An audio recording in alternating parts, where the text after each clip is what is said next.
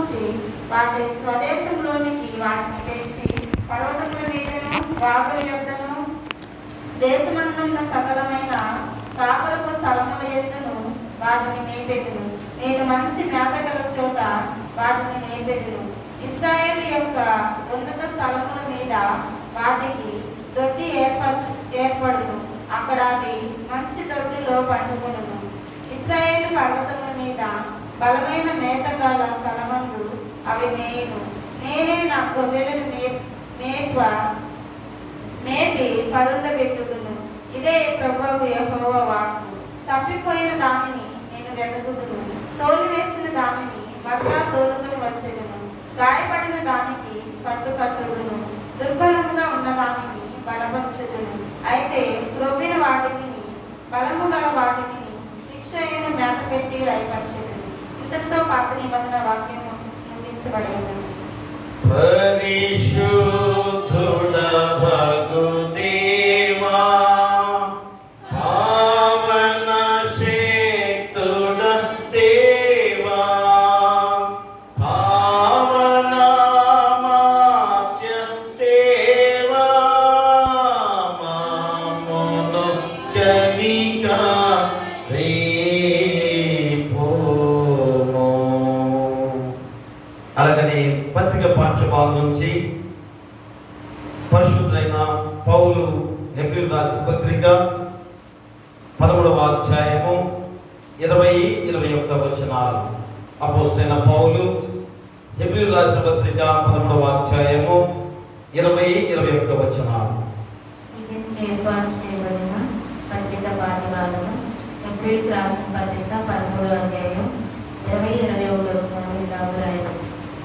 గొర్రెల గొప్ప కాపరి అయిన యేసు అన్న మన ప్రభువును నిత్యమైన నిబంధన సమాధానము రక్తమును బట్టి మృతుల నుండి లేపిన సమాధానకర్త అయిన దేవుడు యేసుక్రీస్తు ద్వారా తన దృష్టికి అనుకూలమైన దానిగా మనలో జరిగించుచు ప్రతి మంచి విషయంలోనూ తన చిత్త ప్రకారం చేయటకు సిద్ధపరచును గాక.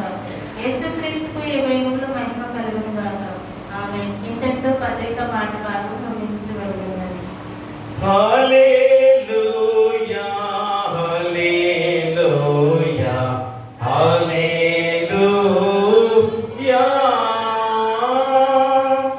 అలాగే సువార్త పాఠ్యభాగం నుంచి పరిశుద్ధులైన యోహాను రాసిన సువార్త 10వ అధ్యాయము 22 నుంచి 30 వచనాలు. పరిశుద్ధులైన యోహాను రాసిన సువార్త 10వ అధ్యాయము 22 నుంచి 30 వచనాలు.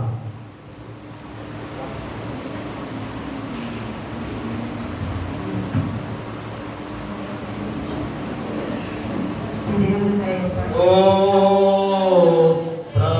ప్రభువా, నీకు మహిమ కలుగును గాక.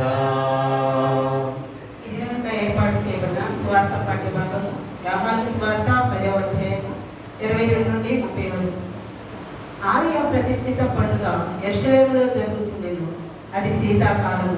అప్పుడు యేసు దేవాలయములో సలోపాను మంటపమున తిరుగుచుండగా యూదులు ఆయన చుట్టూ పోగై, ఎంతకాలం మమ్మును సందేహ పెట్టుదువు? నీవు క్రీస్తువైతే మాతో స్పష్టముగా చెప్పమనిరి. అందుకు యేసు, మీతో చెప్పితిని గాని మీరు నమ్మరు. నేను నా తండ్రి నామమునందు చేయుచున్న క్రియలు నన్ను గూర్చి సాక్ష్యమిచ్చుచున్నవి. అయితే మీరు నా గొర్రెలలో చేరిన వారు కారు కనుక మీరు నమ్మరు.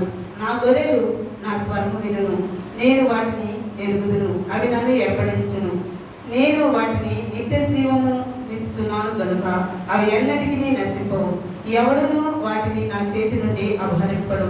వాటిని నాకిచ్చిన నా తండ్రి అందరికంటే గొప్పవాడు కనుక నా తండ్రి చేతి నుండి ఎవడును వాటిని అపహరింపలేడు. నేనును నా తండ్రి ఏకమై ఉన్నామని వారితో చెప్పెను. ఇతరుతో స్వార్థ పాఠ్యభాగం ముగించబడి ఉన్నది.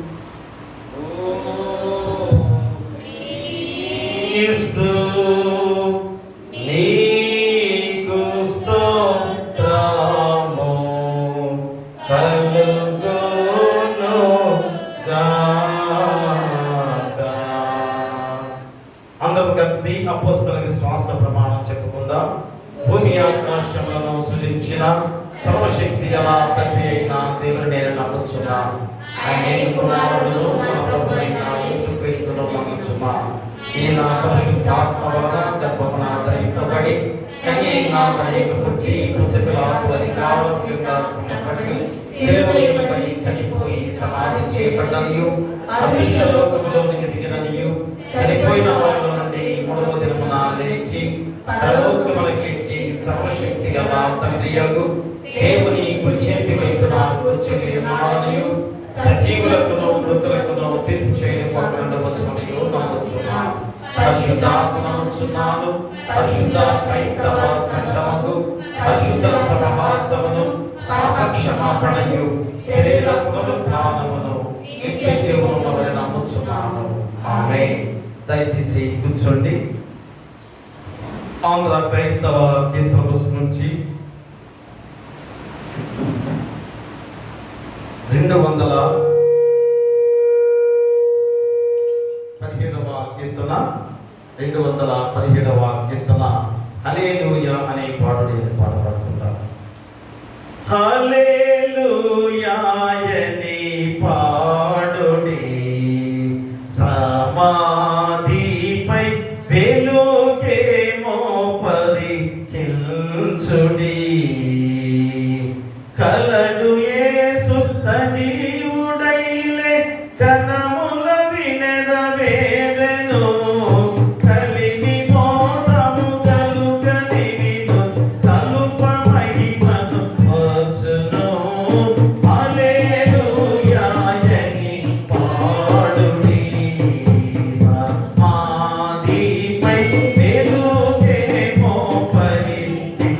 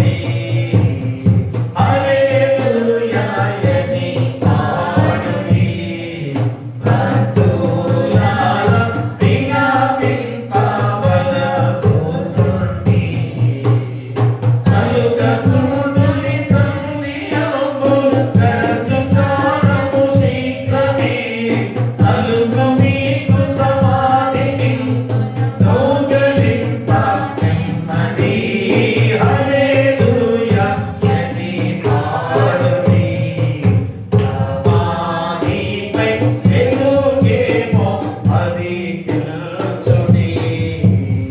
హల్లెలూయా అని పాడుడి. మోదుమాగిలుట వలె బ్రతుకుదురు మీరలో. ఇలా ప్రభువు తన పంటకు నీకు చివరలో తొలగజేయును పురుగులను తుమల నుండి నిజముగా. హల్లెలూయా అని పాడుడి. సమాధిపై వెలుగేమో పరికించుడి. మన తండ్రైన దేవుని నుండి మన ప్రభువైన యేసుక్రీస్తు నుండి కృపయు సమాధానం కలుగును గాక.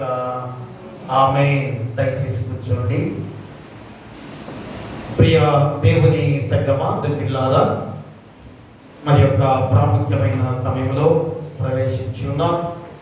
ఇంతవరకు పాటలతో ఆరాధనలో దేవుని నామాన్ని కనపరుచుకుంటూ మరి వాక్యం అనేది జీవవాక్కులుగా ఉండగా మరి ఆ జీవవాక్కులే మనకి మోక్ష మార్గానికి నడిపించే గొప్ప మార్గం. కాబట్టి ఈరోజు ఈ 3 లేఖన భాగాల ద్వారా మరి చక్కటి అంశముతో దేవుడు ఈరోజు వాక్యాన్ని మనకు సిద్ధపరిచిన దేవాది దేవుడు. మరి హెచ్కేలు ప్రవక్త ద్వారా చాలా ప్రాముఖ్యమైన మాటలు దేవుడు గుర్తు చేస్తున్నాడు. ఏమిటనగా మరి హెచ్కేలు ప్రవక్త కాపరి హృదయాన్ని గురించి గుర్తు చేస్తూ మరి యెహోవా దేవుని గొర్రెల కాపరిగా పోలుస్తూ ఆయనే మనకి కాపరిగా ఉన్నాడని తెలియజేస్తూ మరి నేనే నా గొర్రెలను మేపి పరుండ పెట్టదును, ఇదే ప్రభువు యెహోవా వాక్కు అని మరి హెచ్కేలు ప్రవక్త ద్వారా మనకు సెలవిచ్చిన గొప్ప మాటలు. అలాగనే పత్రిక పాఠ్య భాగంలో అపోస్తలుడైన పౌలు హెబ్రీ పత్రిక ద్వారా గుర్తు చేస్తూ మరి గొర్రెల గొప్ప కాపరి యేసును మృతుల్లో నుండి లేపిన సమాధానకర్తయగు దేవుడు విశ్వాసులకు ప్రతి మంచి విషయంలో స్థిరపరచులనే సాక్ష్యము వెల్లడి చేస్తూ అపోస్తలుడైన పౌలు ద్వారా చెప్పిన ఈ గొప్ప మాటలు. అలాగే సువార్త పాఠ్య భాగంలో మంచి గొర్రెల కాపరి యేసును మరి నా గొర్రెలు నా స్వరం వినును, నన్ను వెంబడించును, నా మార్గంలో అవి నడుస్తూ నన్ను ఎరుగును అని ఈరోజు యేసుక్రీస్తు వారి ద్వారా మన సువార్త పాఠ్య భాగంలో సెలవిచ్చిన గొప్ప మాటలు. మరి ఈ 3 వాక్య భాగాలు, ఈ 3 పాఠ్య భాగాల ద్వారా మరి చక్కటి అంశాన్ని దేవుడు ఈరోజు మనకు గుర్తు చేస్తున్నాడు. ఏమిటనగా మంచి కాపరి అయిన ప్రభువు అనే అంశాన్ని దేవుడు గుర్తు చేస్తున్నాడు. మంచి కాపరి అయిన ప్రభువు అంటే మన దేవాది దేవుడు ఎంత మంచి కాపరి. ఆయన మనల్ని ఇలాంటిగా రక్షించాడో ఈ 40 రోజులు లెక్క ధ్యానాల ద్వారా మరి గుడ్ ఫ్రైడే రోజు శిలువ యాగం ద్వారా పునరుత్థాన పండుగ రోజు వేకువజామున 3 గంటలకే మరి మరియా మగ్దలేని మరియా, మరొక సలోమి మరి వీరందరూ కూడా ఆ సమాధి తోట దగ్గరికి వెళ్ళిన తర్వాత తిరిగి పునరుత్థానుగా లేచిన యేసును చూచి ఎంత ఆశ్చర్యపోయిన గొప్ప సంఘటనలు మనందరం కూడా మరి మన జీవితాల్లో ఎంత అద్భుతమైన సమయాన్ని చూస్తూ ఉన్నాం.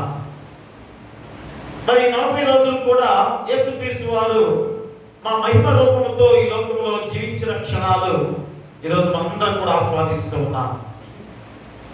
ఎందుకంటే ఆయన శక్తి రూపాన్ని దాల్చి మా దేవాది దేవుడిగా ఆ గొప్ప రూపాన్ని దాల్చి మన మధ్య 40 రోజులు నివసించిన గొప్ప రోజులే ఈ 40 రోజులు. అందుకని ఈస్టర్ తర్వాత 2వ ఆదివారంలో మనము ప్రవేశించిన గొప్ప సందర్భం. అందుకనే ఈ యొక్క పునరుత్థాన పాటలు ఎందుకు పాడుకుంటున్నాం? ఈ 40 రోజులు కూడా యేసుక్రీస్తు వారు పునరుత్థానుడుగా లేచి ఈ భూమిపై నిలిచిన గొప్ప సంఘటన మనం గుర్తు చేస్తున్న సందర్భం. కాబట్టి ప్రియ దేవులారా, మరి గత పునరుత్థాన దినమప్పుడు మన యేసుక్రీస్తు వారు ఏ రీతిగా పునరుత్థానుడుగా తిరిగి లేచిన తర్వాత సముద్ర తీరాన పాత జీవితంలోకి వెళ్ళిన పేతురు విషయంలో గత ఆదివారం అందరం కూడా పేతురు జీవితాన్ని గుర్తు చేసుకున్నాం. ఎందుకంటే ఆ పేతురు ఏం చేస్తున్నాడు? మళ్ళా తిరిగి పాత జీవితానికి వెళుతున్నాడు. వారు తిరిగి లేచిన తర్వాత కూడా అయ్యో మా జీవనం ఎలాగా, మా జీవిత విధానము ఏ విధంగా ముందుకు సాగాలి, మాకు ఆస్తి ఐశ్వర్యం కావాలి కదా అన్న ఆలోచనతో మళ్ళా పాత జీవితానికి వెళ్ళిన పేతురు జీవితాన్ని మనకు గుర్తు చేసిన సందర్భం. అలాంటి పేతుర్ని మా యేసుక్రీస్తు వారు ఏ విధంగా మహిమ పునరుద్ధారుడుగా లేచిన తర్వాత ఆ పేతురు దగ్గరికి వెళ్ళి, శిష్యుల దగ్గరికి వెళ్ళి వాడిని ఎలాగా బలపరిచి, మరి పేతురుని ఏమని అడిగాడు, నన్ను ప్రేమిస్తున్నావా? మా 3 సార్లు, ఎందుకు 3 సార్లు అడిగాడు? పేతురు 3 సార్లు అబద్ధం ఆడిన క్షణాలు మనం చూస్తున్నాం కదా. అందుకని మళ్ళా అడుగుతున్నాడు 3 సార్లు కూడా, నన్ను ప్రేమిస్తున్నావా, నన్ను ప్రేమిస్తున్నావా, నన్ను ప్రేమిస్తున్నావా? అంటే బలమైన శక్తి నామముతో ముందుకు సాగాలి. అయ్యా నేను తిరిగి మళ్ళా తండ్రిలో కలిసిపోతున్నాను కనుక, తండ్రితో ఏకమైపోతున్నాను కనుక, తండ్రి కుడిపార్శ్వ మీద కూర్చోబోతున్నాను కనుక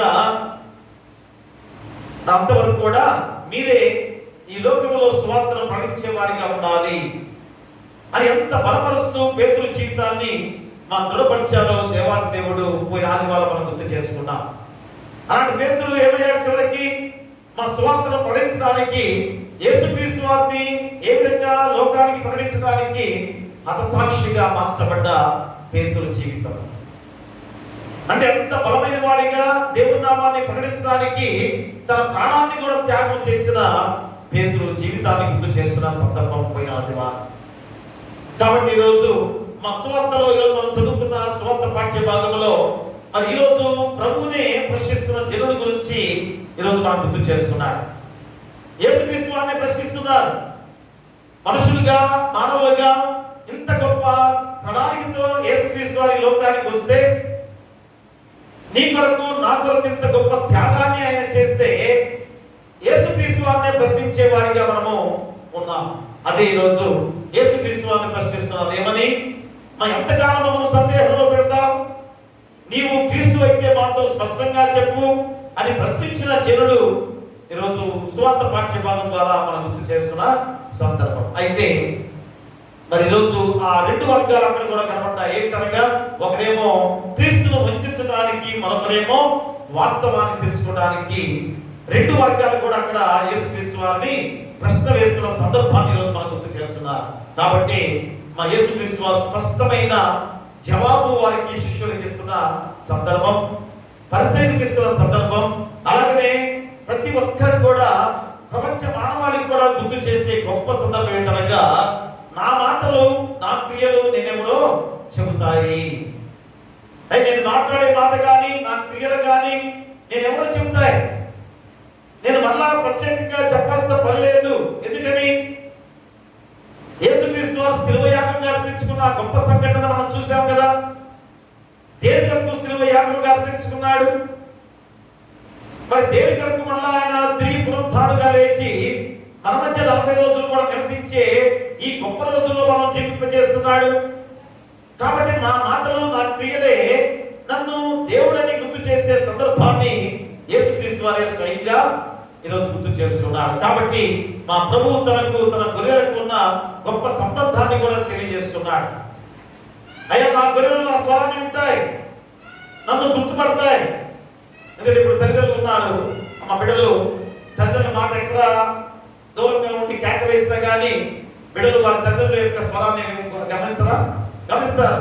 ఇదిగో నా తండ్రి మాట, నా తల్లి మాట అని చెప్పేసి బిడ్డలు ఎలాగా గ్రహిస్తారో, మా ఈరోజు యేసుక్రీస్తు వారి స్వరాన్ని కూడా నా గొర్రెలు అనగేవాడు మనమే, ప్రజలందరూ కూడా నా స్వరాన్ని వినే నా గొర్రెలు అని చెప్పేసి ఈరోజు అంటూ ఉన్నాడు. నన్ను ఎదిగే ప్రజలుగా ఉన్నారు అని చెప్పేసి యేసుక్రీస్తు వారే స్వయంగా గుర్తు చేస్తున్నారు. కాబట్టి మా ఖచ్చితంగా ఈరోజు తనకు తండ్రికి మధ్య ఉన్న ఐక్యతను మరి వెంబడించే గొర్రెలలో ఉండాలని ఆశిస్తున్న యేసుక్రీస్తు వారు. ఎందుకంటే తండ్రి కుమారుడు కూడా ఏకమై ఉన్నాం, మేమిద్దరం కూడా ఒకటే. కాబట్టి ఈ ఐక్యతలో మీరు కూడా నాలో ఐక్యత కావాలి. చూడండి ఎంత గొప్ప మాట. మా తండ్రి గారు కుమారుడుగా ఎలాగ ఐక్యమై ఉన్నారో, ప్రజలందరూ కూడా మీరు కూడా నాలో ఐక్యమై ఉండాలి అనే ఆశ నాలో ఉంది అని యేసుక్రీస్తు వారు ఈరోజు ఉద్ఘాటిస్తూ చక్కటి వాక్యాన్ని ఈరోజు మనం గుర్తు చేస్తున్నారు. అందుకనే అంశం ఏంటి? మన అంశము మంచి కాపరి అయిన ప్రభువు. మూలవాక్యంగా యోహాను సువార్త 10వ అధ్యాయం చూడండి ఒకసారి. యోహాను సువార్త 10వ అధ్యాయం 11వ వచనం చదవండి. నేను గొర్రెలకు మంచి కాపరిని, మంచి కాపరి గొర్రెల కొరకు తన ప్రాణమును పెట్టును. ప్రియరా, మంచి కాపరైన ప్రభు అని ఈ గొప్ప మాట ఈ రోజు మనం గుర్తు చేసుకున్నట్లయితే చూడండి, ఇక్కడ 11వ వచనం మూలవాక్యంలో ఏమన్నాడు? నేను గొర్రెలకు మంచి కాపరిని, మంచి కాపరి గొర్రెల కొరకు తన ప్రాణమును పెట్టును. చూసారా? మరి ఎవరు ప్రాణం పెట్టారు? ఎవరు ప్రాణం పెట్టారు? నీ కొరకు, నా కొరకు. యేసుక్రీస్తు వారే నీ కొరకు, నా కొరకు ప్రాణం పెట్టిన వాళ్ళని ఈరోజు మనందరం కూడా ఎరిగిన వాళ్ళ మీద ఎరిగిన వాళ్ళమే కదా. ఎన్ని సంవత్సరాల నుంచి మనం ఈరోజు యేసుక్రీస్తు వారిని ఆ లెక్క ధ్యానం ద్వారా ధ్యానం చేసుకుంటూ గుడ్ ఫ్రైడే రోజు ఆ యేసుక్రీస్తు వారి శిలువ యాగములో ఎలాగ అర్పించుకున్నాడో మనందరం కూడా గుర్తు చేసుకున్న వాళ్ళమే. అంత గొప్ప దేవాది దేవుడు నా గొర్రెల కొరకు నేను ప్రాణాన్ని పెట్టానని మళ్ళా ఈరోజు నేను గుర్తు చేస్తున్నాడు. కాబట్టి నేను గొర్రెలకు మంచి కాపరిని, మరి నీ కొరకు, నా కొరకు, మనందరం ప్రాణత్యాగం ద్వారా మనం రక్షించాడంటే ఆయన మంచి కాపరి కాదా? అందుకనే మంచి కాపరి అయిన ప్రభువు అనే అంశం ద్వారా ఈరోజు ఈ 3 లేఖన భాగాలు మనం గుర్తు చేస్తున్నాడు. మరి మంచి కాపరి అయిన ప్రభువుగా ఉండగా మరి మనం ఏం చేయాలి? మనం రక్షించిన దేవుడిగా ఉండగా మనం ఏం చేయాలి? ఆయన స్వరాన్ని గ్రహించాలి, ఆయన వెంబడించే వారిగా ఉండాలి, ఆయన ఎరిగిన వారిగా ఉండాలి. కాబట్టి ఈ 3 అంశాల ద్వారా దేవుడు మనం గుర్తు చేస్తున్నాడు. మొట్టమొదటిగా దేవుణ్ణి ఎరిగిండుట. నీ కొరకు ప్రాణం త్యాగం చేసిన దేవుణ్ణి ఎరిగిన వాడిగా ఉండవా? ప్రియా దేవుళ్ళారా, ఒకసారి ఆలోచన చేయండి. మరి తండ్రి తల్లి నిన్ను క్షేమంగా పెంచి పెద్ద చేస్తేనే నీ తండ్రిని తల్లిని ఎరిగిన వారిగా ఉంటాం కదా. ఎంతో మంది ప్రజలు, చాలా మంది ఒక చోట ప్రజలు ఉన్నారు కదా. ఆ ప్రజలు ఉంటే మరి కుమారుడు కానీ కుమార్తె కానీ ఆ ప్రజల్లో కూడా తండ్రిని తల్లిని గుర్తుపడతారా? గుర్తుపడతారు కదా. మరి దేవాది దేవుడిగా యేసుక్రీస్తు వారు నీ కొరకు ప్రాణత్యాగం చేసి నిన్ను రక్షించిన దేవుడిగా ఉండగా ఆయన్ని ఎరిగిన వాడిగా ఉన్నావా లేదా అని మొట్టమొదటి అంశం ద్వారా దేవుణ్ణి ఎరిగి ఉండుట అనే అంశంతో మొట్టమొదటి అంశాన్ని రోజు మనం గుర్తు చేస్తున్నాడు. చూడండి, హెచ్కేల్ గ్రంథము 34వ అధ్యాయము 15వ వచనాన్ని మనం చదువుకుందాం. నేనే నా గొర్రెలను మేపి పరుండబెట్టుదును, ఇదే ప్రభువు యెహోవా వాక్కు. వివరా, చూడండి, దేవుణ్ణి ఎరిగిన వాడిగా ఎలాగ ఉండగలవో, ఏ విధంగా ఉండబోతున్నావో నేను నీకు మళ్ళా గుర్తు చేస్తున్నాడు. ఎందుకంటే ఆ దేవుడు చేసిన గొప్ప మేలేంటి, ఆ దేవుడు మనకి చేసిన త్యాగం ఏంటి? అందుకే చెబుతున్నాడు, నేనే నా గొర్రెలను మేపి పరుండబెట్టుదును. బిడ్డల్ని ఏ రీతిగా ఈరోజు మన యొక్క బిడ్డల్ని ఏం చేస్తాం? మా చక్కగా భోజనం పెట్టి రాత్రి పూట చక్కగా నిద్రపోయే విధంగా జోలపాడుతూ పంట పొరలు పెడతాం కదా. అలాగా దేవాది దేవుడుగా మనందరం కూడా మేత మేపుతున్నాడు, మా ఆహారం ఇస్తున్నాడు, పరులు పెడుతున్నాడు. అంటే తండ్రిగా ఆ దేవాది దేవుడు ఈరోజు మనపై చూపించిన ఆ గొప్ప ప్రేమలో ఆయన ఎరిగి వారిగా ఉన్నావో లేదో ఒక్కసారి నీ ఆత్మను పరిశీలన చేసుకోవాల్సిన బాధ్యత నీపై ఉంది. అందుకని ప్రియులారా, మంచి గొర్రెల కాపరి తన గొర్రెలను ఎరుగును, తన ధర్మమును ఎరుగును. మంద కాపరి మందల సంరక్షణ, కాపుదల ప్రథమ కర్తవ్యముగా భావిస్తాడు. ఖచ్చితంగా మా మంచి గొర్రెల కాపరి ఏం చేస్తాడు? తన గొర్రెలను ఎరుగును. గొర్రెల కాపరులు మనం చూస్తుంటాం కదా, మా ఎన్ని గొర్రెలు కలిసిపోతాయి. ఒక 5-6 కలిసి ఎక్కడికో అడవి ప్రాంతానికి ఆ గొర్రెలన్నీ తీసుకెళ్తారు. మనం అప్పుడప్పుడు రోడ్ల మీద చూస్తుంటాం కదా, ఎన్ని వందల గొర్రెలు రోడ్డు మీద పోతుంటాయి కదా. అవన్నీ కూడా ఒక్కరే అని చెప్పి అడుగుతారు. నేను కూడా చాలాసార్లు అడిగా. ఎందుకంటే ఆ ట్రాఫిక్ ద్వారా బండి ఆపి ఉన్నప్పుడు ఆ గొర్రెల కాపంలో కాస్తూ పోతున్నప్పుడు ఈ గొర్రెలని నీయేనా అడిగితే వారు చెబుతారు, అయ్యా బావి కాదు, మొత్తం 5 కలిపి, ఇవన్నీ కూడా 5 కలిపి అంటారు. మరి ఇన్ని గొర్రెల్లో వారి గొర్రెలను ఎలా తెలుస్తుంది? మాకు ఖచ్చితంగా తిరిగి ఇంటికి వచ్చిన తర్వాత ఎవరి గొర్రెలోకి వారి గొర్రెలు వాటిని చక్కగా తోలుకొని వెళ్తారు. ఇదిగో ఈ గొర్రె నాది అని చక్కగా దాన్ని వేరు చేసి ఆ దొడ్లోకి పంపిస్తుంటారు.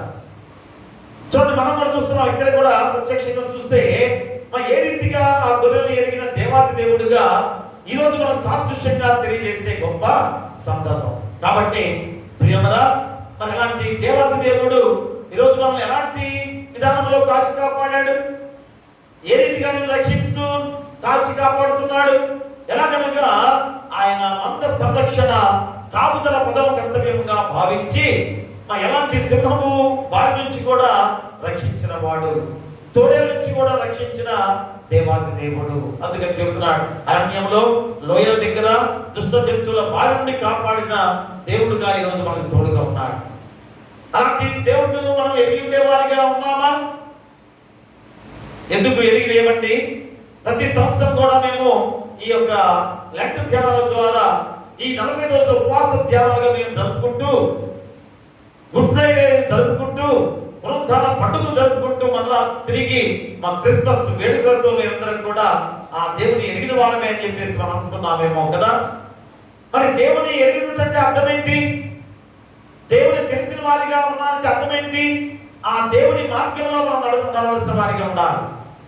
ఆ దేవుని యొక్క క్రియలు మనలో జరిగిస్తూ నడవాల్సిన బాధ్యత మనపై ఉంది.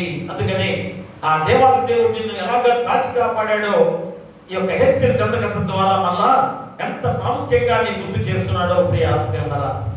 ఎందుకంటే ఎంత చక్కగా జాగ్రత్తగా వెతికి నిన్ను కనుగొని మరి మందలో చేర్చిన దేవాది దేవుడు. అందుకనే హెచ్కెల్ గ్రంథము 34వ అధ్యాయం 11 నుంచి 13 వచనం చదవండి. ప్రభువైన యెహోవా సెలవిచ్చినదేమనగా, ఇదిగో నేనే నా గొర్రెలను వెతికి వాటిని కనుగొందును. తమ గొర్రెలు చెదిరిపోయినప్పుడు కాపరులు వాటిని వెతికినట్లు నేను నా గొర్రెలను వెతికి చీకటి గల మబ్బు దినమందు ఎక్కడెక్కడికి అవి చెదిరిపోయేనో అక్కడ నుండి నేను వాటిని తప్పించి ఆయా జనులలో నుండి వాటిని తోడుకుని వచ్చి ఆయా దేశముల నుండి వాటిని సమకూర్చి వాటి స్వదేశంలోనికి వాటిని తెచ్చి పర్వతముల మీదను వాగుల యొద్దను దేశమందున్న సకలమైన కాపురపు స్థలములందును వాటిని మేపుదును. ప్రియారా, చూడండి, దేవుడు చేసిన గొప్ప కార్యం గుర్తు చేస్తున్నాడు. ఇక్కడ గొర్రెలోనే సాదృశ్యాన్ని ఎందుకు మనం గుర్తు చేస్తున్నాడు? ఇశ్రాయేలు జనాంగాన్ని నా జనాంగము అని చెప్పేసి దేవాది దేవుడు, నా స్వజనాంగం అని చెప్పేసి దేవుడు సెలవిచ్చిన విధానంలో మా ఇశ్రాయేలు జనాంగాన్ని ఏ రీతిగా కాపాడాడో మనందరికీ తెలుసు కదా. ఐగుప్తు చెరలో బానిసలుగా ఉన్నప్పుడు వారిని రక్షించిన విధానాన్ని మనం గుర్తు చేస్తున్నాడు. అదే ఈ 34వ అధ్యాయం హెచ్కెల్ గ్రంథకథ ద్వారా నా ప్రజలను ఎలాగా కాపాడాడో గుర్తు చేస్తున్నాడు. ఎందుకంటే మీరందరూ కూడా దేవుణ్ణి ఎరగని వారిగా జీవించారు. దేవాది దేవుడు నిన్ను సృష్టించాడు, నన్ను సృష్టించాడు, అందరూ కూడా సృష్టించిన దేవుడే కదా. మరి దేవుణ్ణి ఎరిగిన వారిగా ఉండకుండా ఏ విధంగా తప్పిపోయారు? చల్లా చెందైపోయారు, ఎటెటో వెళ్ళిపోయారు. అలాంటి వారిని మళ్ళా సేద తీర్చి వారందరినీ కూడా సమాధానపరిచి ఏకం చేసి ఒక చోటకి మళ్ళా రప్పించిన దేవాది దేవుడు. ప్రేమరా, మరి రోజు ఇంత గొప్ప విధానంలో మనం కూడా ఐక్యతతో ఉండాల్సిన బాధ్యత మనలో లేదా? ఇంతగా నిన్ను నన్ను అందరూ కూడా ఒకటిగా చేర్చిన దేవుడు కాబట్టి ఐక్యతతో ఉండాల్సిన బాధ్యత మనకు ఉందని ఈరోజు మళ్ళా నీ గుర్తు చేస్తున్నాడు. ఉందా ఐక్యత? సమాధానం ఉందా మనలో? చెదరిపోయిన గొర్రెల వల్ల ఉన్న మన జీవితాలకి మా దేవాది దేవుడు ఎంత గొప్ప మార్గాన్ని చూపించాడు. మళ్ళా ఐక్యత పరిచి మనందరూ కూడా ఒకచోట ఏర్పాటు చేసిన దేవాది దేవుడు. ప్రియమైన మరి రోజు ఒకచోట ఉండే వాళ్ళందరూ కూడా ఆ ఐక్యత కలిగి జీవించే వారిగా ఉన్నామా? ఐక్యతగా ఉండే విధానంలో ఎలాంటి ప్రేమ కలిగి జీవించే వారిగా ఉన్నామో లేదో ఆలోచన చేసుకోవాలి. అందుకని చూడండి, యోహాను సువార్త 10వ అధ్యాయం చూడండి ఒకసారి. యోహాను సువార్త 10వ అధ్యాయంలో 14 నుంచి 17 వచనం చదవండి. నేను గొర్రెలకు మంచి కాపరిని, తండ్రి నన్ను ఎలాగున ఎరుగునో, నేను తండ్రిని ఎలాగూ ఎరుగుదునో, అలాగే నేను నా గొర్రెలను ఎరుగుదును, నా గొర్రెలు నన్ను ఎరుగును, మరియు గొర్రెల కొరకు నా ప్రాణం పెట్టుచున్నాను. ఈ దొడ్డివి కానీ వేరే గొర్రెలు నాకు కలవు, వాటిని కూడా నేను తోడుకొని రావాలను, అది నా స్వరం వినును. అప్పుడు మంద ఒక్కటియు గొర్రెల కాపరి ఒక్కరును అగును. నేను దాని మరలా తీసుకున్నట్లు నా ప్రాణం పెట్టుచున్నా. ఇందువలననే నా తండ్రి నన్ను ప్రేమించుచున్నాడు.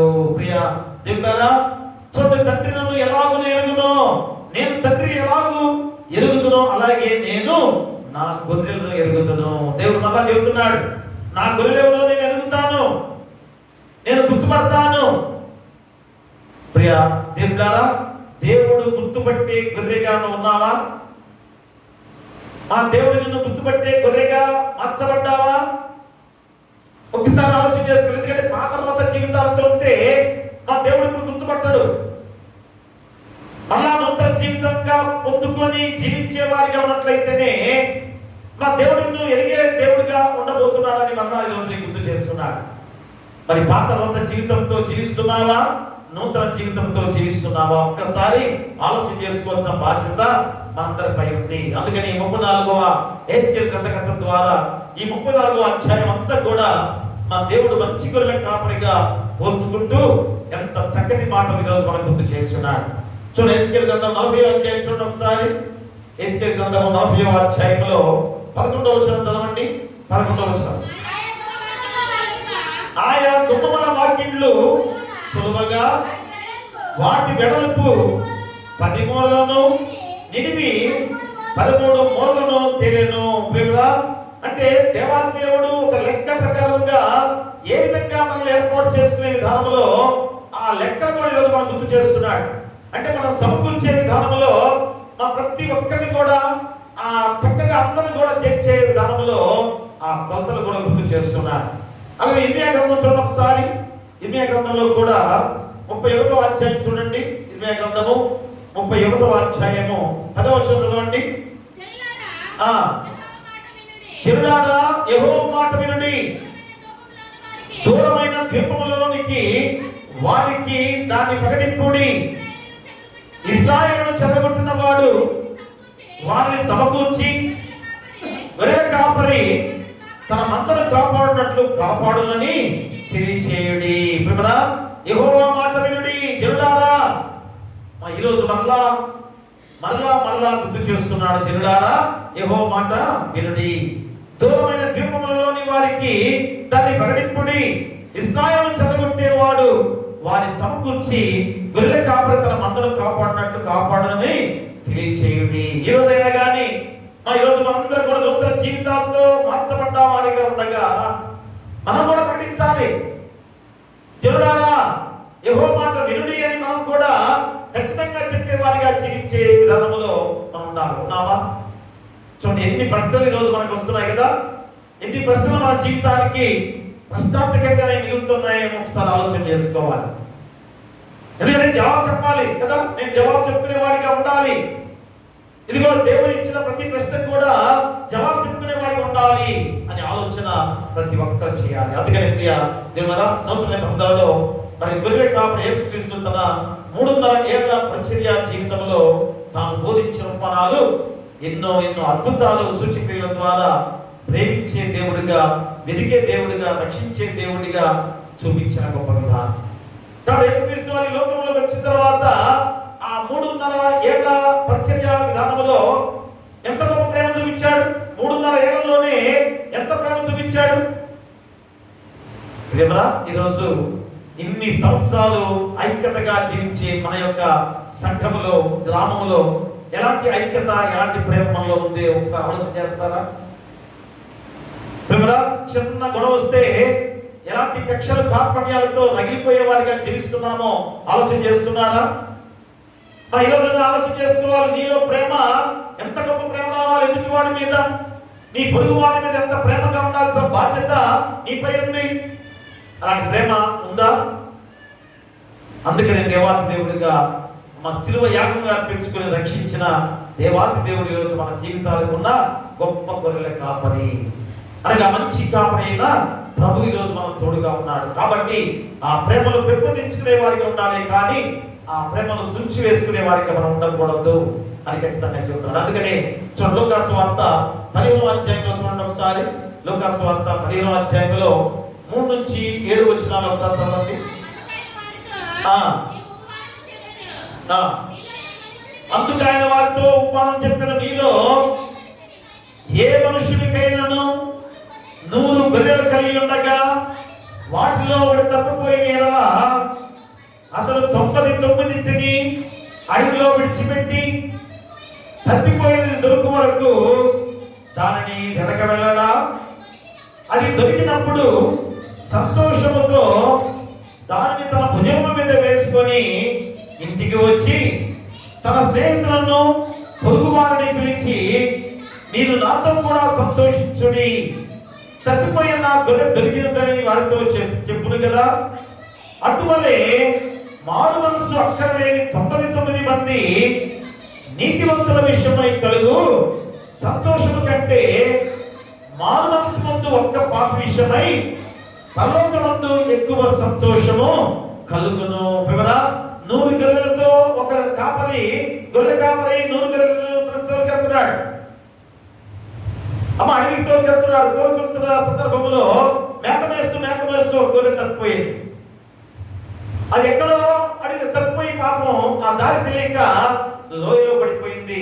ఒక్కటే ఎంత కేకలు వేసినా ఆ స్వరం కూడా ఏర్పడకుండా ఉన్న సందర్భం. అయినా కానీ గొర్రెల కాపరి అవుతాడా? అయ్యో 100 గొర్రెల్లో గొర్రె తప్పిపోయింది అని ఎంత బాధతో పరితపిస్తూ ఆ గొర్రెని ఎతకడానికి వెళ్ళాడు. మరి 99 గొర్రెలు ఏమైపోవాలి? చూడండి ఎంత గొప్ప నీతి ఈరోజు దేవుడు గుర్తు చేస్తున్నాడు. అంటే ఇవన్నీ కూడా గొర్రెలు చూడండి, ఒక గొర్రె వెళ్ళిపోతే అట్టే పోతాయి అన్ని కూడా.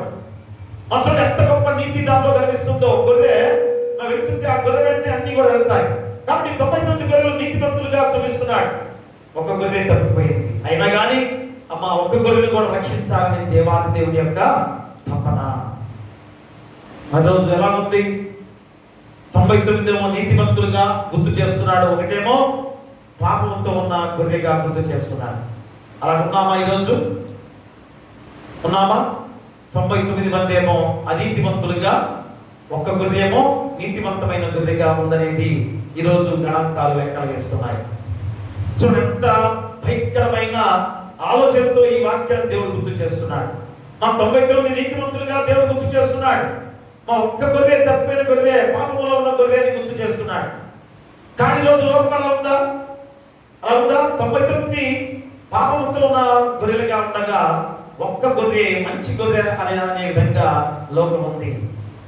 అదే మనమే చెప్పుకుంటున్నాం కదా, అయ్యా లోకం ఎలాగుంది? అయ్యా భయంకరమైన పాపంతో ఉందండి. ఎక్కడ చూసినా అన్యాచారాలు, అత్యాచారాలు, వ్యభిచారాలు, ఇవన్నీ కూడా భయంకరంగా లోకంలో ఉందంటే 99 మంచి గొర్రెలా? మా నీతిమంతమైన గొర్రెలేనా? ఒక్కసారి అదే ఈ గొప్ప ఆలోచన.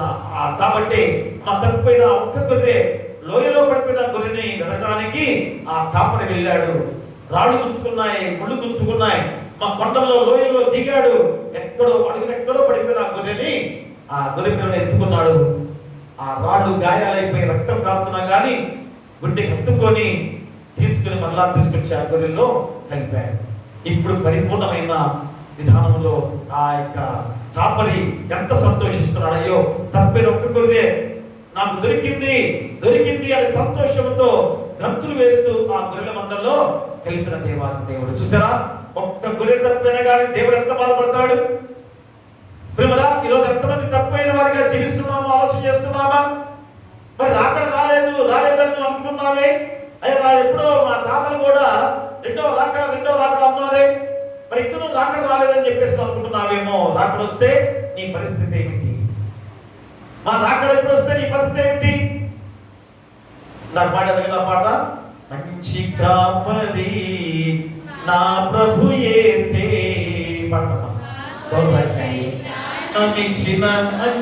కాపరి, మంచి కాపరి నా ప్రభు యేసే, ప్రాణమిచ్చిన గొప్ప కాపరి, మరణమైనను భయము లేదులే,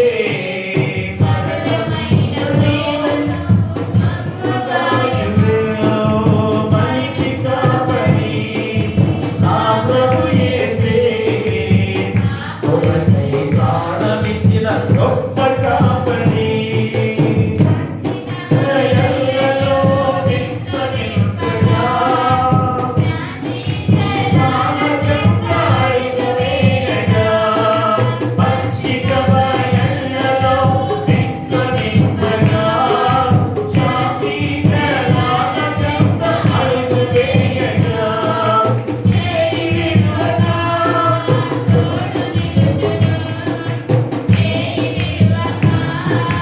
తోడు నిలుచును నీతి మార్గమందు నడువ చేయును నీతి మార్గమందు నడువ చేయును మంచి కాపరి ఆ ప్రభు యేసే నా కొరకై ప్రాణమిచ్చిన గొప్ప కాపరి మరణమైనను భయము లేదులే మధురమైన ప్రేమతో మమ్ము కాయును మంచి కాపరి నా ప్రభు యేసే నా కొరకై ప్రాణమిచ్చిన గొప్ప కాపరి.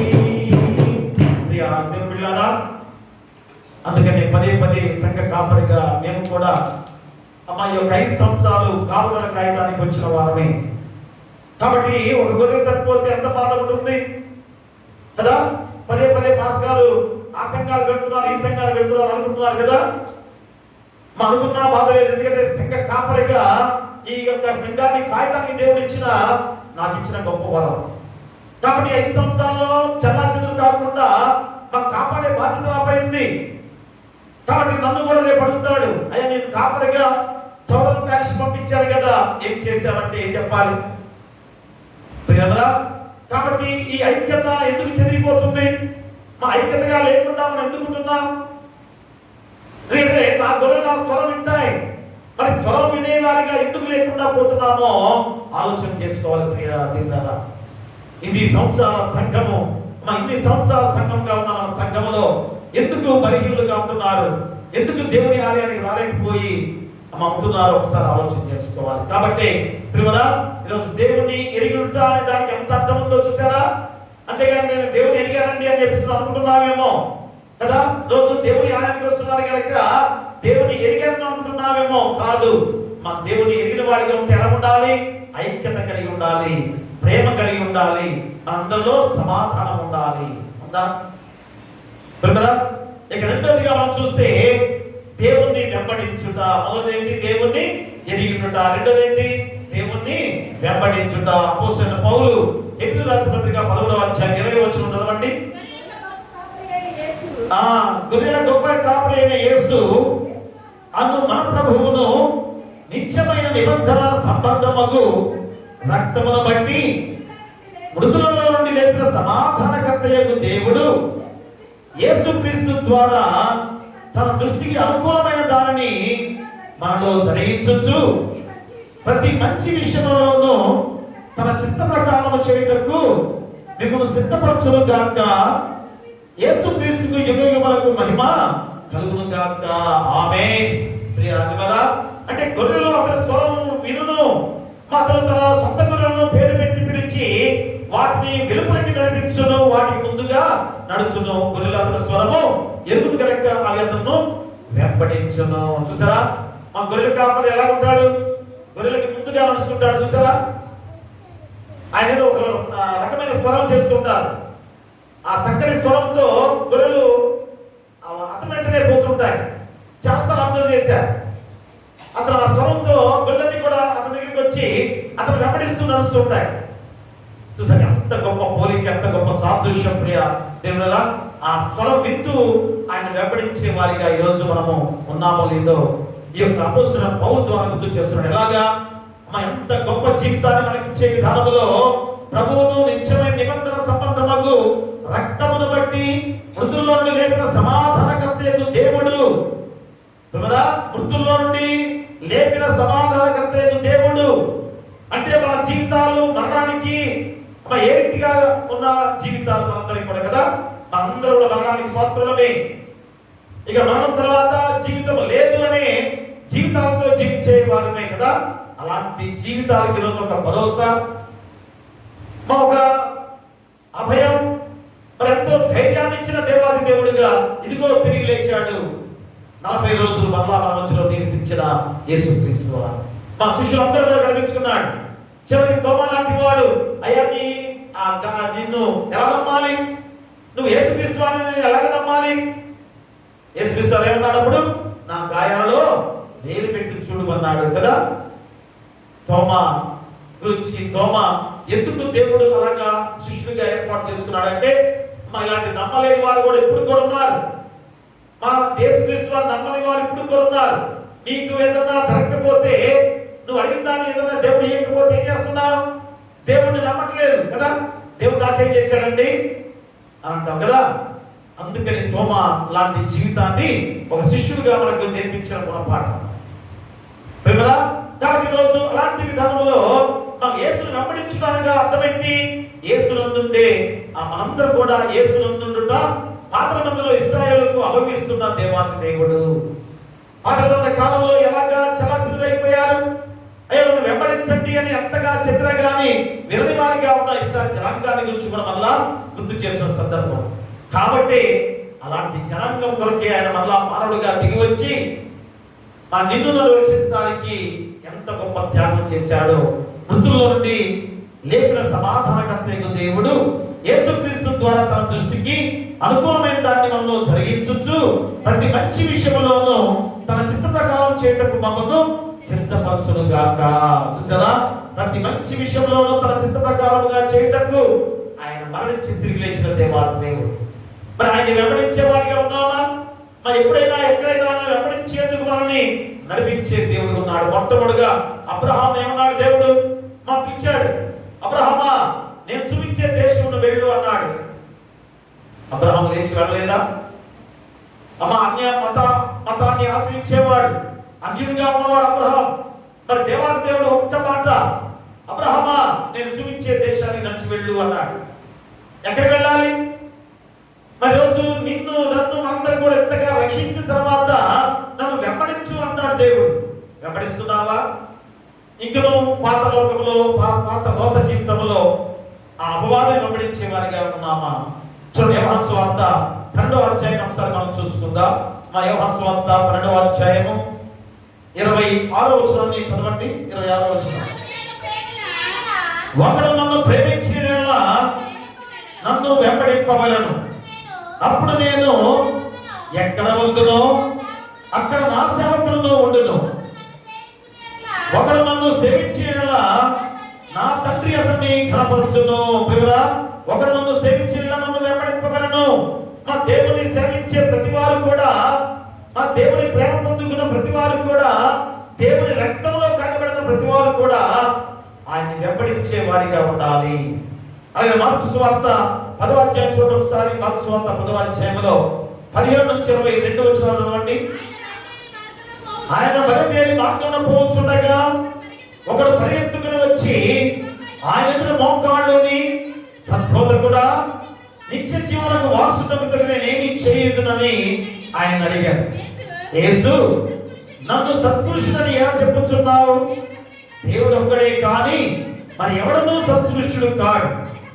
నరహత్య చేయవద్దు, వ్యభిచరింపవద్దు, దొంగిలింపవద్దు, అబద్ధ సాక్ష్యం పలకవద్దు, మోసపుచ్చవద్దు, నీ తల్లిదండ్రులు సన్మానించుమో అన్న ఆజ్ఞలు నీకు తెలియను కదా అని అతనితో చెప్పాను. అందుకతడు, బోధకుడా, వారి నుండి ఇవన్నీ అనుసరించుచునేంటిది అని చెప్పాను.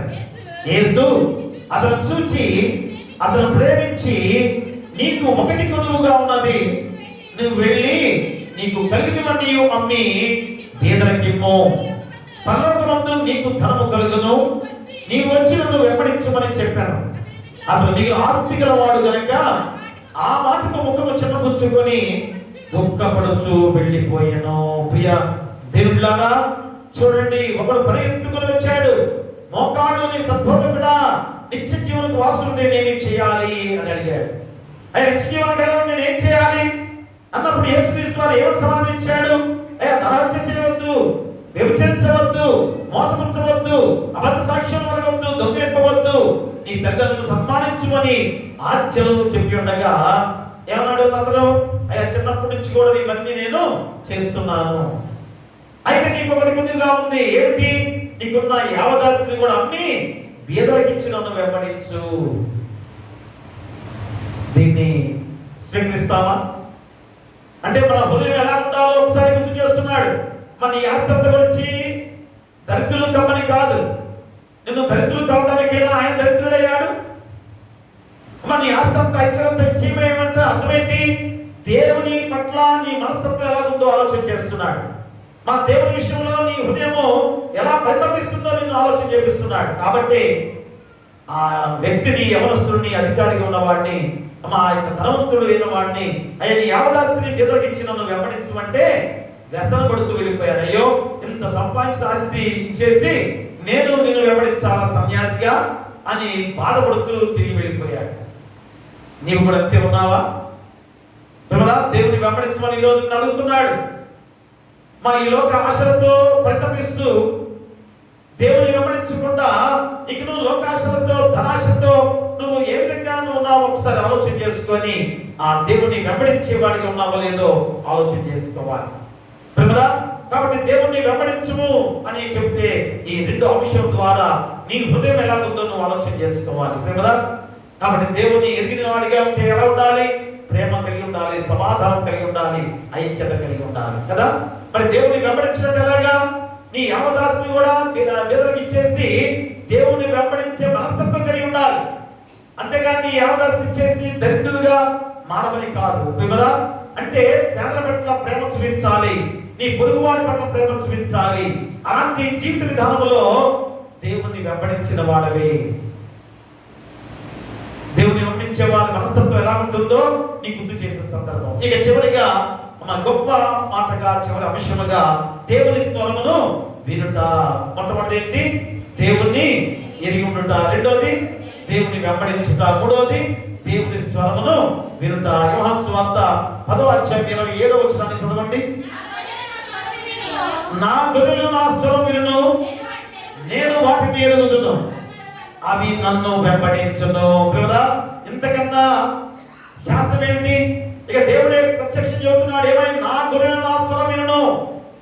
కాబట్టి దేవుని మాట ఎవరైతే వినేవారిగా ఉన్నారో వారందరూ కూడా దేవుని బిడ్డలుగా మా దేవుని రాజ్యానికి వారసులుగా ఉండబోతున్నారు. నేను వాటికి నిత్య జీవమును ఇచ్చుచున్నాను కనుక అవి ఎన్నటికీ నశింపవు. ఇంతకన్నా ఎవరైనా చెప్పగలరా? అందుకని ప్రభు మంచి గొర్రెల కాపరిగా తన గొర్రెల గురించి దృఢంగా సాక్ష్యమిస్తూ తండ్రి చిత్తం ఎరిగిన కుమారుడుగా, తండ్రి ఉద్దేశం నెరవేర్చేందుకు సంసిద్ధుడుగా ఉన్న ఇదే కుమారుడుగా ఉన్న కుమార తండ్రి బంధం ఎంత దృఢమో మరి ఈరోజు ఖచ్చితంగా ఈ యొక్క లేఖన భాగం ద్వారా గుర్తు చేస్తున్నాడు. నా తండ్రి ఎలాగో నేను అలాగనే, నా తండ్రి నేను ఒకటే. మా ఎంత గొప్ప మాట చూసారా? అదే కాబోయే కొద్ది రోజుల్లో ఆరోహణమయ్యే యేసుక్రీస్తు వారిని మనం చూడబోతున్నాం. మా దేవుని దగ్గరికి వెళ్ళబోతున్న దేవుని మనం చూడబోతున్నాం కదా. కాబట్టి తండ్రి కుమారుడు కూడా ఏకమై ఉన్నలాగున మీరును నాలో ఏకమై ఉండాలి. అలాంటి గొప్ప స్వరము వినే బిడ్డలుగా మీరున్నారా? ప్రేమరా? అందుకని ఏమని చెప్తున్నాడు 22వ వచనంలో, మా ఆలయ ప్రతిష్ఠిత పండుగ యెరూషలేములో జరుగుతుండెను. అది శీతాకాలం. ఎందుకు ఆ మాట గుర్తు చేస్తున్నాను అనగా ఇది ఒక చాలా ప్రత్యేకమైన పండుగ. దీన్ని కూడా మనం గుర్తు చేసుకోవాలి. ఆలయ ప్రతిష్ఠిత పండుగ మనం కూడా దేవాలయ ప్రతిష్ఠ పండుగ చేసుకుంటున్నాం కదా. ఖచ్చితంగా చేయాలి. ఎందుకంటే దేవుడు ఈ దేవాలయం ద్వారా మన జీవితాలను రక్షించాడు. ఈ రోజు ఇంత గొప్ప మాటలు దేవుడి మాటలుగా వినకపోతే మన జీవితాలు ఎలా ఉండేవి? మన కుటుంబాలు ఎలా ఉండేవి? ఒకసారి ఆలోచన చేస్తున్నారా? దేవుని మంచి మాటలు కనుక మనలో హృదయంలో ఉండకపోతే ఏ స్థితిలో మనం జీవించేవారం? కాబట్టి ఈ సన్నిధి ఒక పరలోక గవినిగా దేవుడు గుర్తు చేస్తున్నాడు. ఈ ఐక్యత పరలోక రాజ్యం ఎలా ఉండబోయామో అలాగా చూపిస్తున్నాడు ఈరోజు. కాబట్టి ప్రియ దేవుళ్ళారా, అందుకనే ఈ పులిపీఠం ఎందుకు ఎత్తులో ఉంటుంది? మా బలిపీఠం కన్నా పులిపీఠం ఎందుకు ఎత్తులో ఉంటుంది? దేవుని వాక్యాన్ని వినబడే స్థలం ఇది. దేవుడే స్వయంగా మాట్లాడే మాటలు కనుక ఈ పులిపీఠను ఎత్తులో పెట్టుకుంటారు. కాబట్టి ఆలయ ప్రతిష్ఠ పండుగ దీన్నే దీపముల పండుగ అని కూడా పిలుస్తుంటారు. ఇది హనుక్కా పండుగ, హీబ్రూ పదంగా హనుక్కా పండుగ కూడా అంటారు. మా కిషు అనే యూదియా మాసం డిసెంబర్ 25వ తేదీన జరుపుకునే గొప్ప పండుగ. దీన్ని 8 నెలలుగా 8 రోజులుగా జరుపుకుంటారు. 8 రోజుల పండుగ జరుపుకుంటారు. మరి ఎందుకు ఇది ప్రాముఖ్యతగా ఉందో ఆనాటి సంస్కృతి కూడా మనం ఒకసారి ఆలోచన చేసుకోవాలి. ఎందుకు ఈ ఆలయ ప్రతిష్ట పండుగ జరిపారు, ఆనాడు ఎందుకు జరుపుతున్నారనగా అంతియోకస్ ఎపిఫానస్ అనే సిరియా రాజు క్రీస్తు పూర్వం 175-164 మధ్య కాలంలో, ఎందుకు 175-164 అని చెప్పింది? క్రీస్తు పూర్వం ఏమవుతుంది తెలుసా? అదేంటంటే పైనుంచి కిందకి ఏంటి? మా యేసు క్రీస్తు వారి పుట్టిన కాలం వచ్చే మళ్ళా సంవత్సరాలు మొదలయ్యాయి కనుక అది పాత కాలం కనుక 175 నుంచి 164 దిగి వస్తుంది క్రీస్తు పూర్వంలో ఉన్న ఆ గొప్ప సంఖ్య. చూడండి, ప్రపంచం యావత్తు కూడా ఈ విధంగా లెక్కేసే విధానంలో క్రీస్తు పూర్వం క్రీస్తు శకం అనే మాట. మరి దేవాది దేవుడు ఉన్నాడు అనడానికి నిదర్శనం అదే కదా. ఆనాడు అంతియోకస్ ఎపిఫానస్ అనే సిరియా రాజు 175-164 మధ్య కాలంలో పాలస్తీనాని ఏలిన రాజు. అతను గ్రీకు భాష, సంస్కృతి, మా మతం పట్ల అభిమానంగా ఉన్నవాడు. మరి ఇశ్రాయేలు మతం మీద ఏ విధంగా అతను ఆ సంస్కృతి అంతా కూడా వృద్ధి ప్రయత్నం చేశాడు. ఎలాగా? గ్రీకు భాషను, సంస్కృతిని, మా ఇంటిలో ఆ మతాన్ని ఆ ఇశ్రాయేలు జనాంగం మీద వృద్ధి ప్రయత్నం చేస్తూ క్రీస్తు పూర్వం 167లో యెరూషలేములో ముట్టడించాడు. క్రీస్తు పూర్వం 167 సంవత్సరంలో యెరూషలేము దేవాలయాన్ని ముట్టడించాడు. ఆ ముట్టడించే సందర్భంలో 70,000 యూదులను ఏ విధంగా బంధింపజేశాడు, యూదులను అందరినీ కూడా. ఆ సమయంలో మా దేవాలయంలోని అతి పరిశుద్ధ స్థలంలో గ్రీకు దేవత అయిన జ్యూస్ని, అతి పరిశుద్ధ దేవాలయ స్థలంలో జ్యూస్ అనే దేవతను తీసుకొచ్చి ఏర్పాటు చేశాడు. చూడండి ప్రేమరా, ఎంత భయంకరమైన స్థితిగా ఉందో. వాళ్ళిద్దరూ దహనబలి అర్పించు బలిపీఠం మీద యూదులకు ఏహ్యమైన పంది రక్తమును ప్రోక్షించాడు. ఎంత అసహ్యం! అలాంటి పంది రక్తాన్ని తీసుకొచ్చి దాని మీద ప్రోక్షింపజేశాడు. ఇంకనో మాంసాన్ని అర్పించాడు, పంది మాంసాన్ని. మరి ఇంకనో దేవాలయ ప్రాంగణాన్ని గదులుగా వేయించాడు. ఈ దేవాలయ గదులుగా ఏర్పాటు చేసి ఏం చేశాడు? వేశ్యలు ఉంచాడు ప్రతి గదిలో కూడా. చూడండి ఎంత భయంకరం! మా దేవాలయాన్ని ఎంత భయంకరంగా ఏ విధంగా చేసిన విధానంలో ఉంచాడో ఒక్కసారి రోజు మనం గమనించుకోవాలి. అందుకనే ఈ విధంగా 3 సంవత్సరాలు పవిత్ర పంది రక్తాన్ని అపవిత్రపరిచాడు. ఆ అపవిత్ర ఆ మందిరాన్ని మా ఏ విధంగా పంది రక్తంతో అపవిత్రపరిచి ఎంత భయంకరంగా గదులుగా కట్టించి వేశ్యలు ఏర్పాటు చేసిన సందర్భం. అలాంటి అపవిత్రపరిచిన సందర్భంలో మా మక్కబీయులు యోధా కుటుంబంగా మక్కబీయ యోధా మత నాయకత్వంలో మరి గొప్ప గెరిల్లా యుద్ధం చేసిన తర్వాత గెరిల్లా యుద్ధం జరిగింది, భయంకరమైన యుద్ధం. 3 సంవత్సరాల క్రితం సిరియా రాజు క్రీస్తు పూర్వం 164 సంవత్సరంలో వారిని పారద్రోలి ఆ బలిపీఠం తిరిగి నిర్మించి దేవాలయం శుద్ధీకరించిన తర్వాత ఆలయ ప్రతిష్ఠ పండుగ జరిపాడు. చూడండి, దేవుని ఆలయ ప్రతిష్ఠ పండుగ ఎందుకు జరుపుకుంటాం? మా ఇలాంటి ఆచారాలు, ఇలాంటి విధానంలో ఎవరైనా మనస్తత్వాలు కలిగి ఉన్నారో వారందరూ శుద్ధీకరించబడటానికి దేవుడు ఏర్పాటు చేసుకున్న పండుగ ఆలయ ప్రతిష్ఠ పండుగ. అలాంటి సందర్భంలో మా యేసుక్రీస్తు వారు ఆలయ ప్రతిష్ఠ పండుగ రోజు అక్కడికి వెళ్ళాడు కదా. 22వ వచనంలో ఆ పండుగ సమయంలో అక్కడికి వెళ్ళాడు.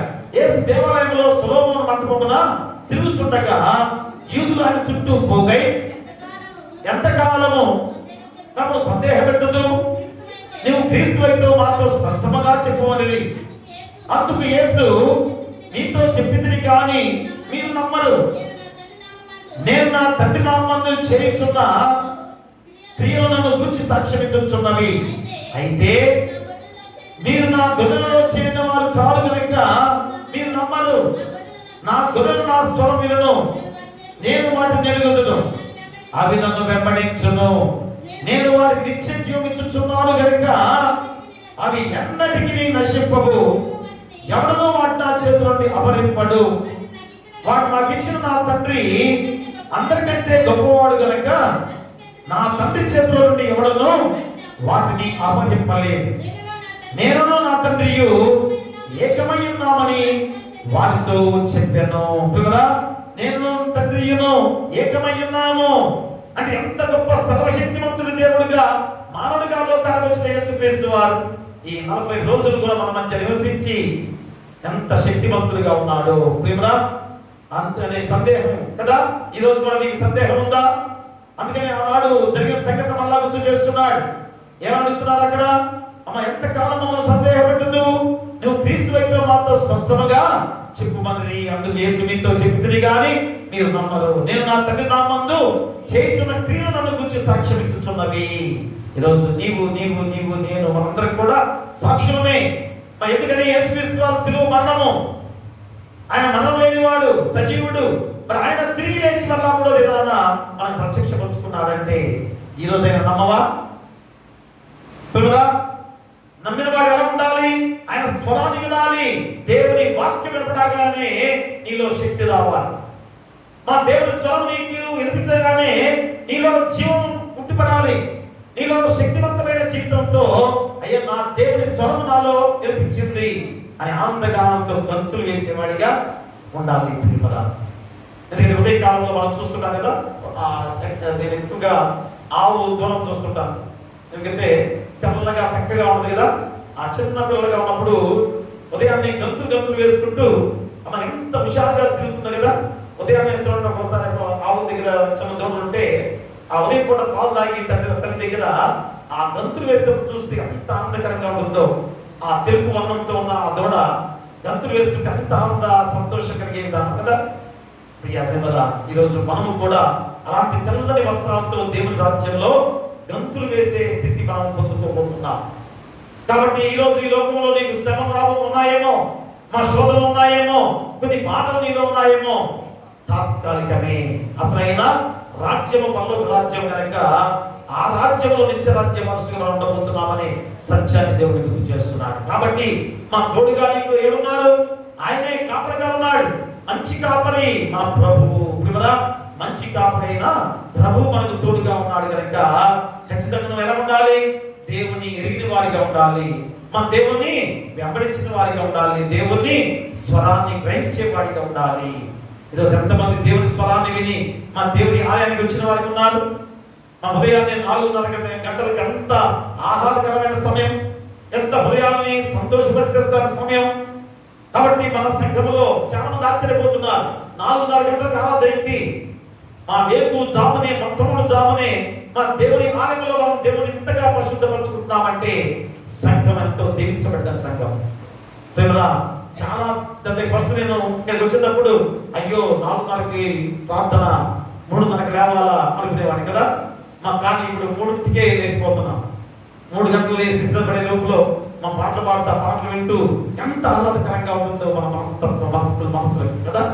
కాబట్టి ఈరోజు నీవు నేను మనందరం కూడా ఆ ఉల్లాసకరమైన జీవితంతో మనము ఇంత సమయం కూడా దేవుని సన్నిధిలో గడుపుతున్నామంటే ఇది మనలో ఒక గవిని అని మనం ఒకసారి గుర్తు చేసుకోండి. మా దీనిలో మనందరం కూడా సంతోషంతో ముందుకు సాగే బిడ్డలుగా, ధైర్యవంతులుగా ముందుకు ఉండే బిడ్డలుగా ఉండాలని కోరుతూ మీకు మీ కుటుంబాలకు సదాకాలం దేవుడు తోడైతును గాక. ఆమేన్. సమస్త జ్ఞానం ఇచ్చిన దేవుని సమాధానము యేసుక్రీస్తు వల్ల మీ హృదయములకును మీ తలపులకును కావలేదును గాక. ఆమేన్. దేవా నాయందు శుద్ధ హృదయము కలుగచేయుము.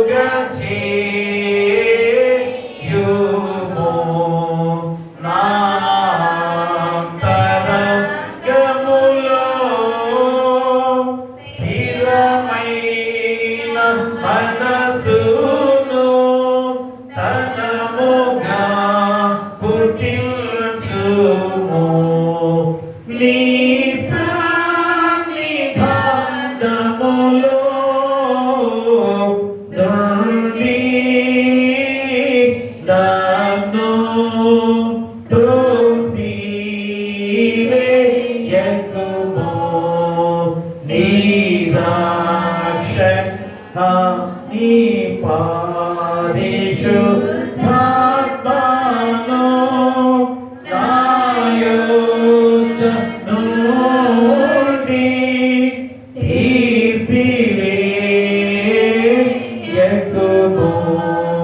నీ రక్షణ నందా మోనాకు మంగళ పుట్టి శుభో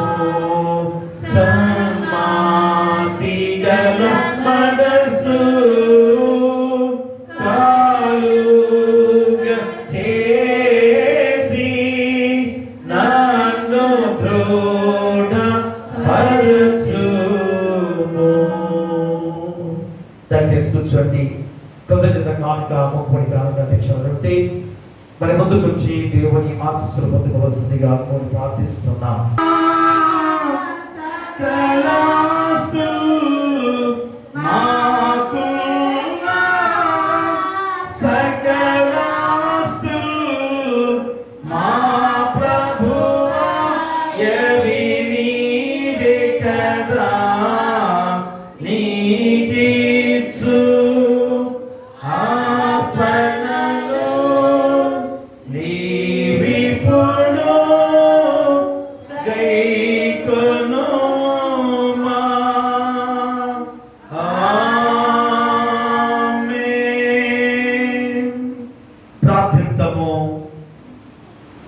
సకల ఆశీర్వాదాలకు కారణభూతుడైన మా పరలోకపు తండ్రి, మహాగణుడా, మహాపరిశుద్ధుడా, పరలోకమున్న మా దేవా, మీకే వేలాది స్తుతులు స్తోత్రాలు.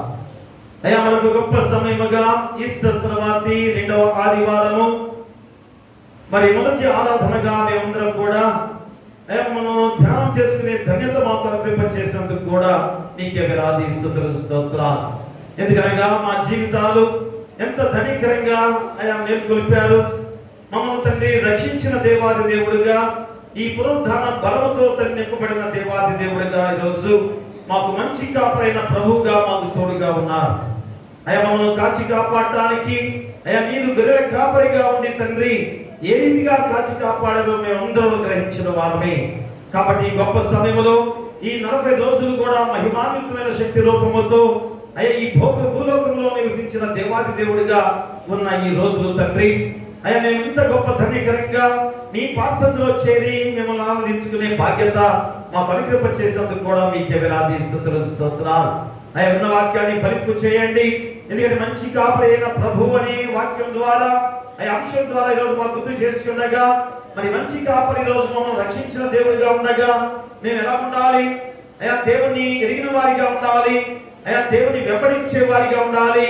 దేవుని స్వరాన్ని గ్రహించే వారిగా ఉండాలి. ఉన్నామా అని ప్రశ్నించుకునే సమయంలో ఖచ్చితంగా వాక్యం విన్న తర్వాత మేమందరం కూడా దేవుని ఎరిగిన వారమే, దేవుని వెంబడిస్తున్న వారమే, దేవుని స్వరాన్ని గ్రహిస్తున్న వారమే అని ఘంటాపదంగా చెప్పే మా బిడ్డలు అంత సంతోషమో ఈరోజు. కాబట్టి తన క్రైస్తవ జీవితం ఎంత గొప్పదో, ఎంత సంతోషకరమైనదో, ఎంత ఆనందపూర్వకంతో నింపేదో ఈ రోజు నాయన మేమందరం కూడా నీ వాక్యం ద్వారా తరించిన విధానాన్ని బట్టి మీకే వేలాది స్తుతులు స్తోత్రాలు. కాబట్టి నాయన వాక్యాన్ని ఫలింపు చేయండి. ఆ వాక్యాన్ని వెలుగుగా చేసుకున్న వెలుగుల గృహాల్లో ఆపాదించుకునే బాధ్యత బిడ్డలు దయచేయండి. వచ్చిన వాళ్ళు, రాని వాళ్ళు, తాప్యం ఉన్నవారు, నడివేసి ఉన్నవారు, ఎవరైనా ప్రార్థన ఉన్నవారు, చిన్న బిడ్డలు, కుష్ఠరోగులు, అనాథలు, అభాగ్యులు, గర్భిణీ శిశువుల కోసం దయచేయండి. బాలింతరాలు తల్లి బిడ్డలు క్షేమంగా ఉంచండి. పిల్లలు లేని వారి బిడ్డలు దయచేయండి. వివాహాలు కాని వారికి వివాహాలు చేయండి. గృహాలు లేని వారికి గృహాలు ఇవ్వండి. ఉద్యోగాలు లేని ఉద్యోగాలు దయచేయండి. ఆర్థికంగా ఇబ్బంది పడుతున్న వారికి ఆర్థికంగా సహాయం చేయండి. విధులందరూ పక్కన వ్యాఖ్యం చేస్తూ మీ కృపా వర్షాన్ని వారిపై కుమ్మరించండి. అయినా ఈ గొప్ప సమయంలో అనారోగ్యంతో బాధపడుతూ మోకాళ్ళ నొప్పులు, తలనొప్పులు, కడుపులో గడ్డల, క్యాన్సర్ వ్యాధులు, లివర్ జబ్బులు, టీబీ జబ్బులు, కిడ్నీ వ్యాధులు, ఎయిడ్స్ వ్యాధులు, కోవిడ్-19 అనే వ్యాధి, ఇకను పక్షవాయుతో బాధపడుతున్న వారు, గుండె ఆపరేషన్ జరిగిన వారు, చేతి గాయాలు, వెన్నుపూస గాయాలు, కాలు గాయాలైన బిడ్డలు, వేరే వేరే జబ్బులతో ఉన్నవారు, థైరాయిడ్ సమస్యతో బాధపడుతున్న వారు, చర్మం వ్యాధితో బాధపడుతున్న వారు, ప్రతి ఒక్కరి విషయంలో మేము ప్రార్థన చేస్తున్నాం. అలానే బీపీలు, షుగర్లతో బాధపడుతున్న వారు, వేరే వేరే జబ్బులతో బాధపడుతున్న ప్రతి వారికి కూడా, అలాగే కడుపులో గడ్డలతో ఆపరేషన్ జరిగిన బిడ్డలు, కాలు గాయమైన షుగర్ వ్యాధి ద్వారా కాలు గాయంతో ఉన్న బిడ్డల విషయంలో కూడా ప్రార్థన చేస్తున్నాం. యేసు నామములో గద్దించి మీ హస్తాలతో తాకి ముట్టి స్వస్థపరచమని వేడుకు ప్రార్థన చేస్తున్నాం. మీ పరిశుద్ధాత్మ శక్తి ద్వారా వారికి ఇంకను మంచి ఆరోగ్యంతో నడిపించమని వేడుకు ప్రార్థన చేస్తున్నాం. అలాగే కష్టమైన పనులు చేసుకునేవారు, కూలి పనులు, సిమెంట్ పనులు, సున్నం పనులు, క్వారీ పనులు, కరెంట్ పనులు, పెయింట్ పనులు, రాడ్ పెయింటింగ్ పనులు, వడ్రంగం పనులు, మిర్చి ఆటో పనులు, మిర్చి తొడియాలు తీసే బిడ్డలు, వేరే వేరే పనులు చేసుకునే ప్రతి వారిని కూడా కష్టానికి దగ్గర దేవునితో నడిపించమని వేడుకు ప్రార్థన చేస్తున్నాం. అలాగే ఉద్యోగస్తులు పెట్టి ప్రార్థన చేస్తున్నాం. ఇతర దేశాల్లో, ఇతర రాష్ట్రాల్లో ఉద్యోగాలు చేస్తున్న బిడ్డలు బట్టి ప్రార్థన చేస్తున్నాం. ఆయా ఉద్యోగాల్లో ప్రమోషన్తో నడిపించండి. ఐదులో రాకపోకలు మీరు తోడుగా ఉండండి. ఎలాంటి శోధన రానికుండా ఇతర దేశాల్లో ఇతర రాష్ట్రాల్లో చదువుకునే బిడ్డలు కానీ ఆయా ఉద్యోగాలు చేస్తున్న బిడ్డలు కూడా దీవించి ఏ శోధన రానికుండా మీరు ఎక్కడో భద్రపరచుకోమని వేడుకలు ప్రార్థన చేస్తున్నాం. అలాగే తండ్రి ఆయన వాహనాలు వెళ్ళే ప్రతి వారిని కూడా క్షేమకరంగా నడిపించమని వేడుకలు ప్రార్థన చేస్తున్నాం. అలాగే వ్యవసాయదారులను వ్యాపారస్తులను దీవించి అయ్యా లాభదాయకంగా నడిపించమని వేడుకలు ప్రార్థన చేస్తున్నాం. అలాగే పశువుల కాపరులు గొర్రెల కాపరులు దీవించండి. ఐదుగురినైనా పాడి పశువులను పక్షాదులను దీవించండి. ఐదుగురినైనా మరి గొప్ప స్థానంలో సేవకులుగా డాక్టర్లు, నర్సులు, ఆశా వర్కర్లు, వాలంటీర్లు, పోలీసు వారు, ఎంఆర్ఓ, విఆర్ఓ, విఆర్ఏలు, పంచాయతీ సెక్రటరీలు, పారిశుద్ధ పనులు చేసేవారు, ఎండిఓ, రాష్ట్రపతులు, ప్రధానమంత్రులు, ముఖ్యమంత్రులు, మంత్రులు, ఎమ్మెల్యేలు, గ్రామ సర్పంచ్, ఎంపీటీసీ, జెడ్పీటీసీ వారు, అంగన్వాడీ సచివాలయ ఉద్యోగస్తులు ప్రతి ఒక్కరిని కూడా మీ సేవ కొరకు వారిని ఏర్పాటు చేస్తున్న బిడ్డలు తండ్రి అంతేగాని అధికారం కోసం చలాయించే విధానం కాదు కాబట్టి వారు చక్కటి శాంతి సమాధానాలతో చక్కగా ఉద్యోగాలు చేసే బాధ్యత వారికి దయచేయండి. ఆ ఉద్యోగాలు చేసే ప్రతి వారు కూడా మీ ద్వారా ప్రతిఫలం పొందుకుంటారని వాగ్దానం చేశారు. అతి ప్రతిఫలం వారికి దయచేయమని వేడుకలు ప్రార్థన చేస్తున్నాం. అలాగే ఈ గొప్ప సమయంలో తండ్రి ఆయన గొప్పకి సమర్పించిన ఈ ఒక్క కానుకలు బట్టి, తుదిత కానుకలు బట్టి, గొప్పడి కానుకలు బట్టి, దశ భాగాలు ప్రథమ ఫలాలు తెచ్చిన వారు బట్టి, గొప్పడి బియ్యం తీసుకొచ్చిన వారు బట్టి వారిని వారి కుటుంబాలను ముప్పదంతులుగా అరవంతలుగా నూరంతలుగా ఫలింపచేయమని వేడుకలు ప్రార్థన చేస్తున్నాం. అలాగే నూతన దేవాలయ నిర్మాణ విషయంలో అప్పుడు అనుకున్న దేవాలయం కన్నా ఇంకా గొప్ప దేవాలయ నిర్మాణం చేసే విధానంలో మా బిడ్డలను ఐక్యపరిచి ముందుకు నడిపించి గొప్ప దేవాలయ నిర్మాణం ముందుకు సాగడానికి నీ కృపా వర్షాన్ని వారిపై కుమ్మరించమని వేడుకలు ప్రార్థన చేస్తున్నాం.